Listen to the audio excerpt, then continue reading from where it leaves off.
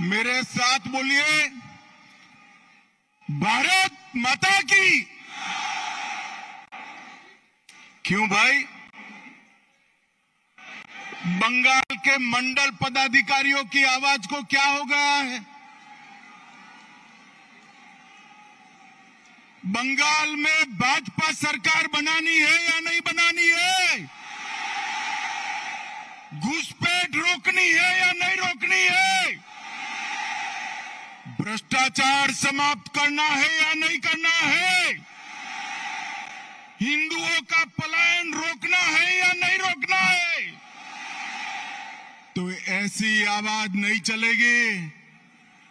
मेरे साथ दोनों हाथ उठाइए, दोनों हाथ उठाइए। विजय के संकल्प की मुट्ठी भींचिए और प्रचंड आवाज से बोलिए, भारत माता की, भारत माता की। जय श्री राम, जय जय श्री राम। मंच पर उपस्थित पश्चिम बंगाल भारतीय जनता पार्टी के सम्माननीय अध्यक्ष श्रीमान सुकांतो मजमूदार जी, मेरे मित्र और बंगाल विधानसभा में जिनके खड़े होते ही दीदी को डर लगता है, ऐसे हमारे विपक्ष के नेता शुभेंदु अधिकारी जी, हमारे राष्ट्रीय महासचिव श्री सुनील बंसल जी, हमारे प्रभारी मंगल पांडे जी, सह प्रभारी अमित मालविया जी, बैठे हुए सारे मंत्रीगण, विधायकगण, सांसदगण और बंगाल के कोने कोने से आए हुए मेरे प्यारे कार्यकर्ता भाइयों बहनों, आप सभी को मेरा नमस्कार, प्रणाम। सबसे पहले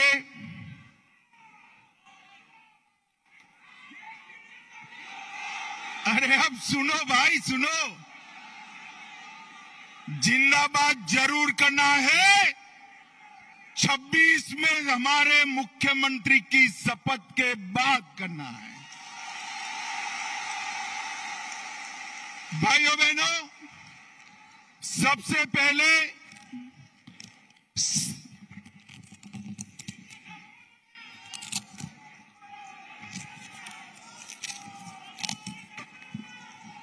थोड़ा दूर है।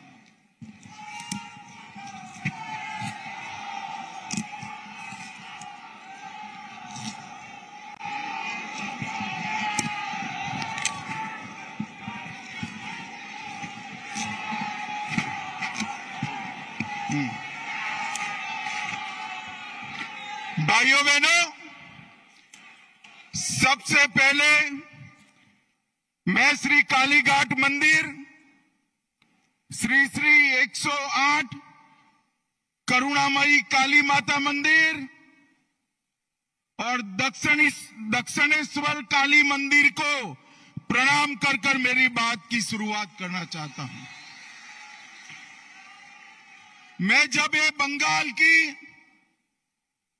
वीर भूमि पर, संस्कार भूमि पर आया हूं, तब कवि गुरु टैगोर जी, स्वामी विवेकानंद जी, रामकृष्ण परमहंस जी, नेताजी सुभाष चंद्र बोस और हमारी पार्टी के स्थापक स्वर्गीय श्यामा प्रसाद मुखर्जी को प्रणाम कर कर मेरी बात की शुरुआत करता हूं। वंदे मातरम के रचयिता महान बंकिम चंद्र चट्टोपाध्याय की ये भूमि, जिस भूमि ने सालों तक पूरे भारत का मार्गदर्शन करने का काम किया। चाहे ज्ञान हो, विज्ञान हो, धर्म हो, स्वतंत्रता संग्राम हो, हर क्षेत्र में सालों तक बंगाल ने भारत का नेतृत्व करा। और वही बंगाल में कई सालों तक कम्युनिस्टों का शासन रहा। और उसके बाद मां माटी मानुष का नारा देकर ममता दीदी आई और उन्होंने ये महान बंग भूमि को आज घुसपैठ, भ्रष्टाचार, स्त्रियों पर अत्याचार, अपराध, बम धमाके और हिंदुओं के साथ दुराचार का केंद्र बनाकर रख दिया है। दुराचार का केंद्र बना। भाइयों बहनों, यही बंगाल में चुनावी हिंसा सेशन के बाद, जब टीआर सेशन सीईसी बने, उसके बाद पूरे देश में चुनावी हिंसा बंद हो गई। मगर ये बंगाल है जिसमें चुनाव के वक्त और दीदी को विजय मिलने के बाद सैकड़ों भारतीय जनता पार्टी के कार्यकर्ताओं को मौत के घाट उतार दिया जाता है। दीदी, कब तक बचाओगी उनको? मेरी बात सुन लो, आपका समय अब समाप्त हो गया है। 26 में भारतीय जनता पार्टी की सरकार बनने वाली। और मैं सारे हजारों की संख्या में बैठे हुए मेरे मंडल के पदाधिकारियों को ये वादा करना चाहता हूं कि यहां तृणमूल की सरकार जाते ही हमारे कार्यकर्ताओं के हत्या के अपराधियों को जमीन में गाड़ा है तो भी बाहर निकालकर सजा करने का काम करें। लोकतंत्र के अंदर हिंसा कभी शोभा नहीं देती है। दीदी, हिम्मत हो तो हिंसा के बगैर, रैगिंग के बगैर चुनाव कराकर देखो। आपकी खुद की जमानत ये बंगाल की जनता जब्त कर लेगी। और भाइयों बहनों, वोट बैंक की तुष्टीकरण ने वोट बैंक के लिए पतन की सीमा ये ममता बनर्जी ने पार कर दी। अभी कुछ दिन पहले पहलगांव में पाक प्रेरित आतंकवादियों ने हमारे निर्दोष नागरिकों को, यात्रिकों को धर्म पूछ कर परिवार के सामने मार दिया। मुझे बताओ बंगाल वालों, वो पाक प्रेरित आतंकवादियों को सजा देनी चाहिए या नहीं देनी चाहिए? अरे जोर से बोलो, देनी चाहिए या नहीं देनी चाहिए? मोदी जी ने ऑपरेशन सिंदूर किया, ठीक किया या नहीं किया? भाइयों बहनों, हमने सर्जिकल स्ट्राइक करी, एयर स्ट्राइक करी और अब ऑपरेशन सिंदूर कर 100 किलोमीटर अंदर जाकर उनके हेडक्वार्टर को ध्वस्त कर दिया। सैकड़ों आतंकवादी मौत के घाट उतार दिए गए और दीदी के पेट में दर्द होता है। दीदी, इतना दर्द बंगाल का यात्री जब वहां मारे गए तब किया होता तो ठीक था। उस वक्त कुछ नहीं बोला और मोदी जी ऑपरेशन सिंदूर कर यहां आए तो एक घटिया सा राजनीतिक बयान देकर ऑपरेशन सिंदूर का विरोध किया। मैं आज ममता दीदी को कहने आया हूं, आपने ऑपरेशन सिंदूर का विरोध नहीं किया। आपने इस देश की करोड़ों माताओं बहनों की भावनाओं के साथ खिलवाड़ किया है, खिलवाड़ किया। और मैं बंगाल की मातृशक्ति को भी अपील करने आया हूं, आने वाले चुनाव में ऑपरेशन सिंदूर पर सवाल उठाने वाली ममता जी को सिंदूर की कीमत बंगाल की माताएं बहनें जरा समझा दे, सिंदूर का अपमान करने का क्या मतलब होता है। भाइयों बहनों, 1990 से ये देश आतंकवाद झेलता है। 40,000 से ज्यादा लोग आतंकवाद की भेंट चढ़ गए। ये कांग्रेस की सरकारें, यूपीए की सरकारें, इंडिया अलायंस की सरकारें, जिसमें ममता बनर्जी भी मंत्री थी, कुछ नहीं करती थी। नरेंद्र मोदी सरकार आने के बाद गोली का जवाब गोले से देने की शुरुआत नरेंद्र मोदी ने। और ममता जी, आप जितना पक्ष लेना है उतना पाक प्रेरित आतंकवादियों का पक्ष ले लो। मैं बताकर जाता हूं, ये नरेंद्र मोदी सरकार है, ये भारतीय जनता पार्टी की सरकार है। ऑपरेशन सिंदूर समाप्त नहीं हुआ है। अब कोई भी हिमाकत करेगा तो उसको उतनी ही मजबूती के साथ जवाब देने का काम नरेंद्र मोदी जी करेंगे। मैं आज ऑपरेशन सिंदूर में हमारी बहादुर सेना बीएसएफ ने जो वीरता बताई है, वो सभी बीएसएफ कर्मी और सेना के जवानों को 2 हाथ जोड़कर प्रणाम करता हूं। भाइयों बहनों, मोदी जी के नेतृत्व में बंगाल के विकास के लिए मोदी जी ने ढेर सारा काम किया है, परंतु विकास के साथ साथ बंगाल की संस्कृति को भी मोदी जी नहीं भूले। सालों से बंगाल वासियों की मांग थी कि हम बंगाल को क्लासिकल लैंग्वेज का स्टेटस दे। आज मैं ममता दीदी को पूछने आया हूं, 10 साल तक आप केंद्र में मंत्री थी या आपका समर्थन था, बंगाली भाषा को क्लासिकल लैंग्वेज का स्टेटस क्यों नहीं दिया? और भाइयों बहनों, हमारे मोदी जी ने बंगाली भाषा को क्लासिकल लैंग्वेज का स्टेटस देने का काम कर दिया। और ये ममता जी है जिनको इसके लिए धन्यवाद करने का भी शिष्टाचार नहीं आता। भाइयों बहनों, आगामी चुनाव में यहां बैठे हुए सभी मंडल के पदाधिकारियों का मेरा विनती है कि बंगाल का चुनाव सिर्फ बंगाल का भविष्य नहीं तय करता है।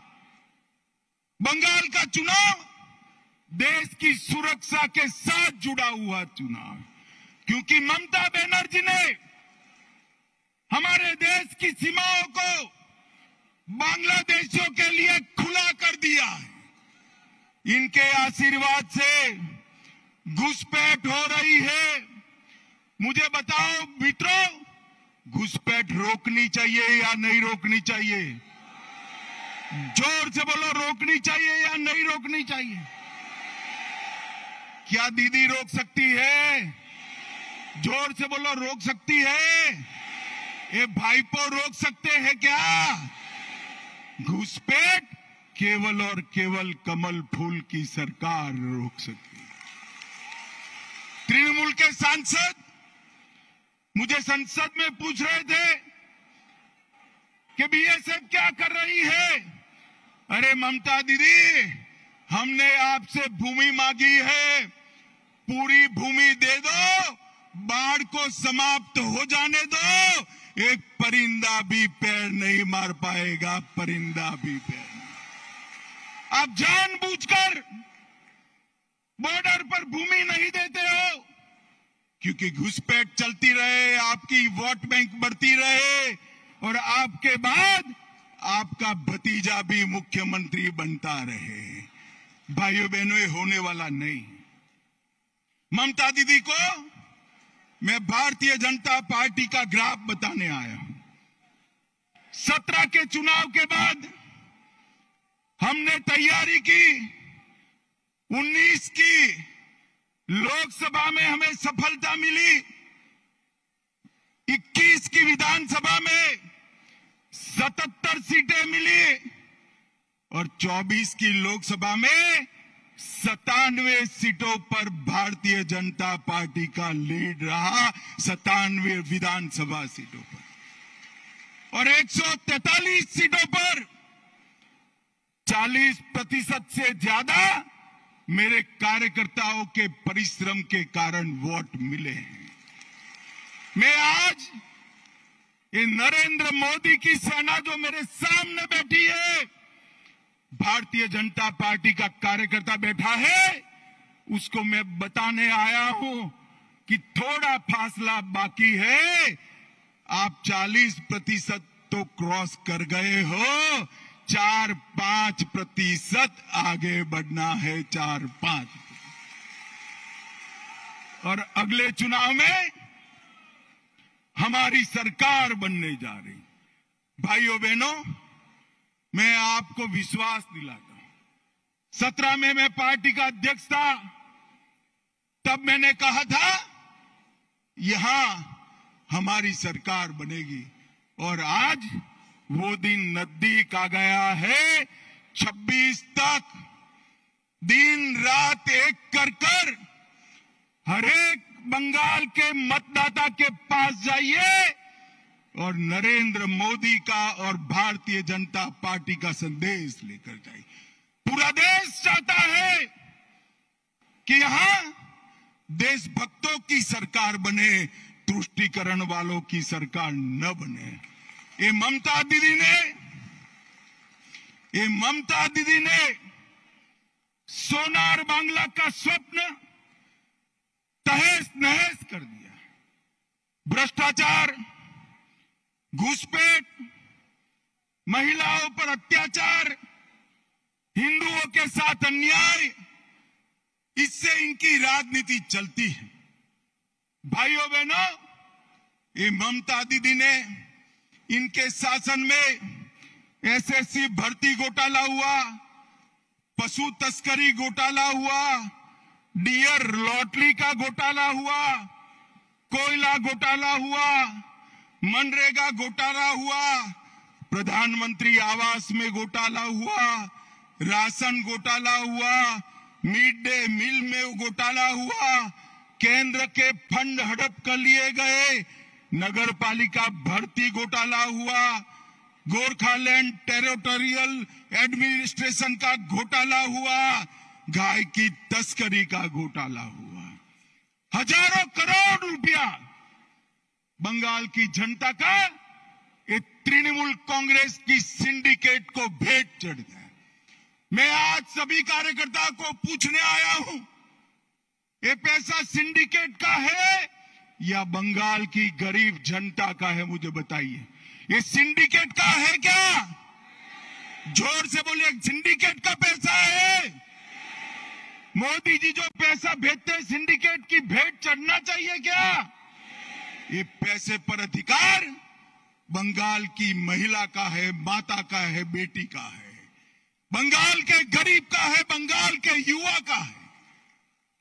कलकत्ता के बाजार में युवाओं की नौकरी बिकती है, इनके घर से इतना पैसा पकड़ा जाता है कि गिनने में 27 मशीन थक जाते हैं, मगर पैसा खत्म नहीं होता है।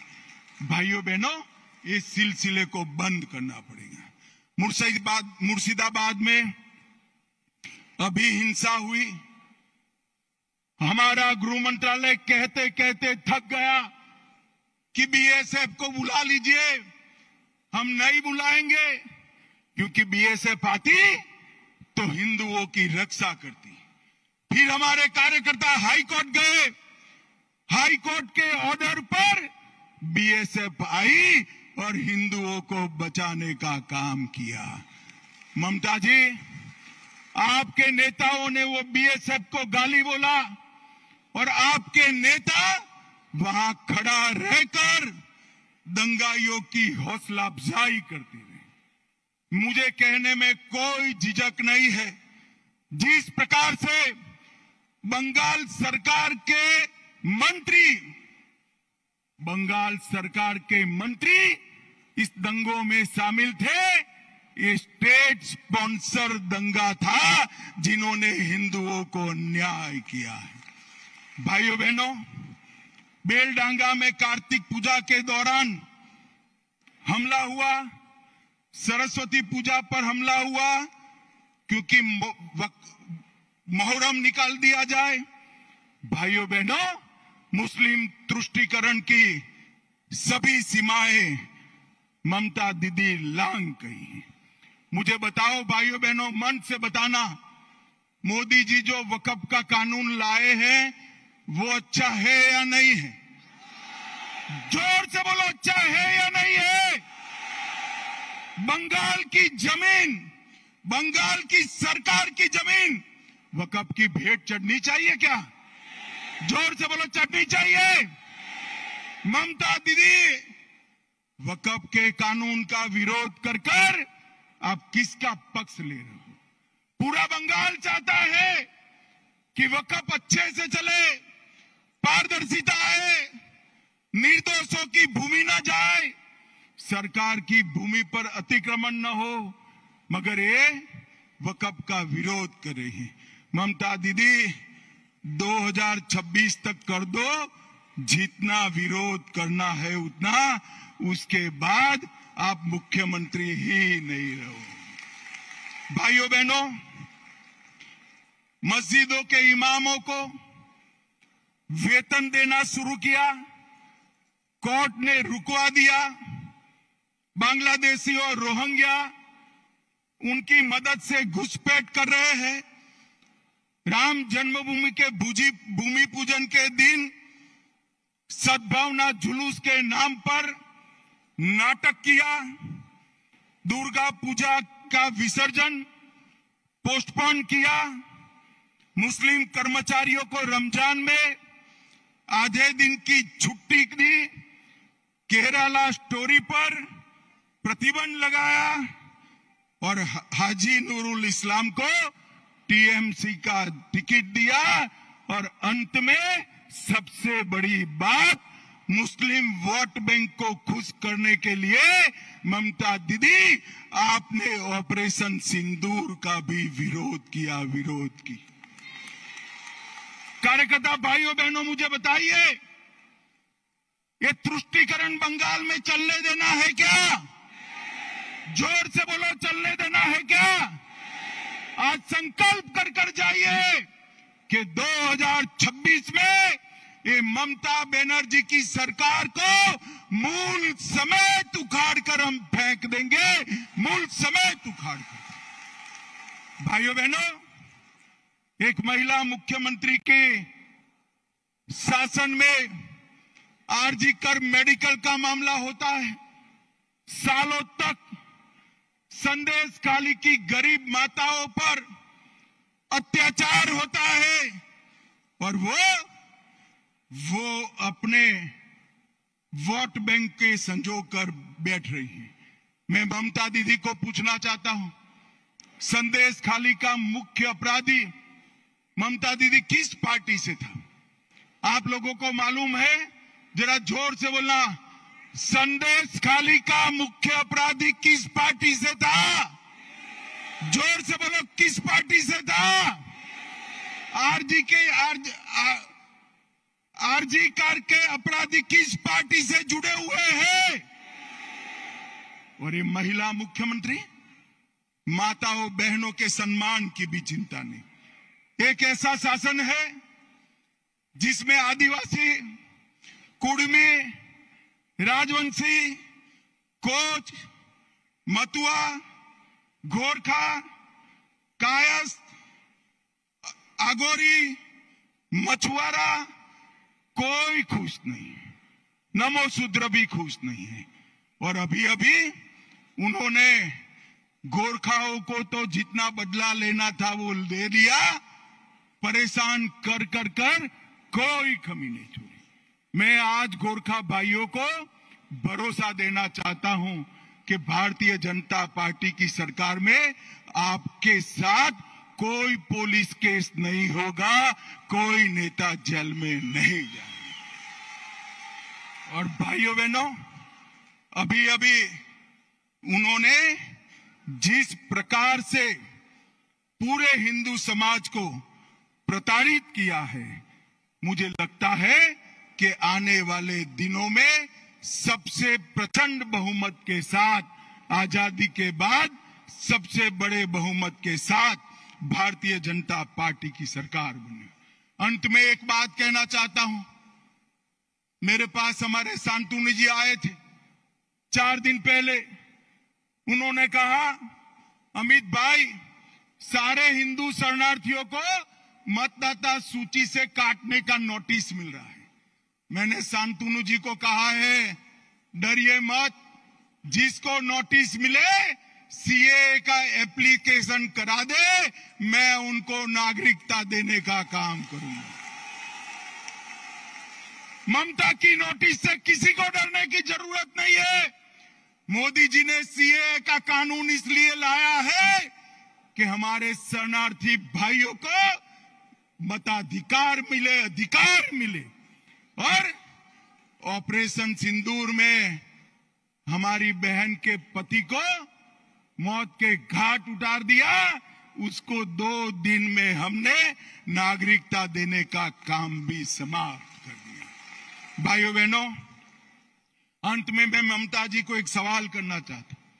ममता जी 10 साल तक आप केंद्र में सत्ता पर रही, 15 साल से मुख्यमंत्री है, यूपीए के साथ बैठी है, इंडिया अलायंस का हिस्सा हो।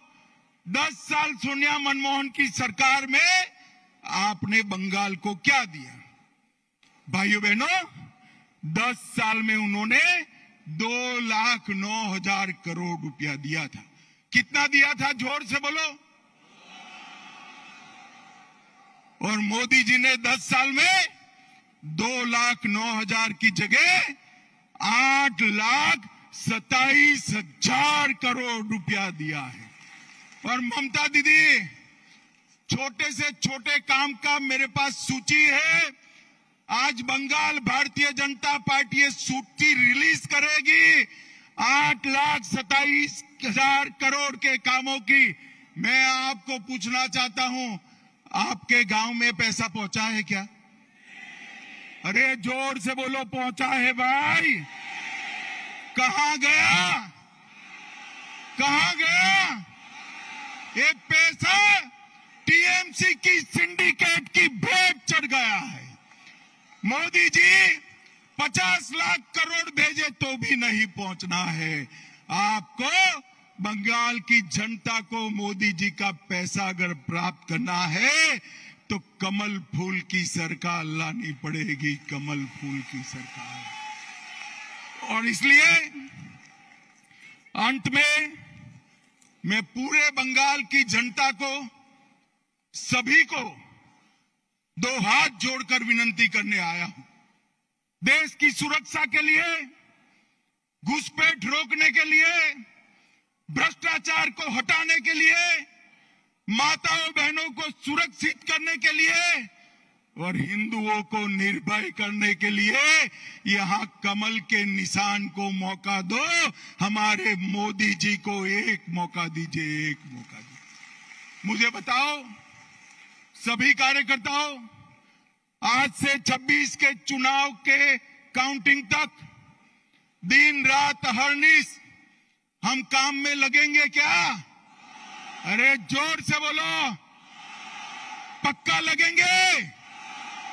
हम एक मुश्त, एकजुट ममता की सरकार को उखाड़ फेंकेंगे, तो मेरे साथ दोनों हाथ उठाइए, उठाइए दोनों हाथ, विजय के संकल्प की मुट्ठी भींचकर राम का जयकारा लगाइए, जोर से बोलिएगा, जय श्री राम, जय जय श्री राम, वंदे वंदे वंदे।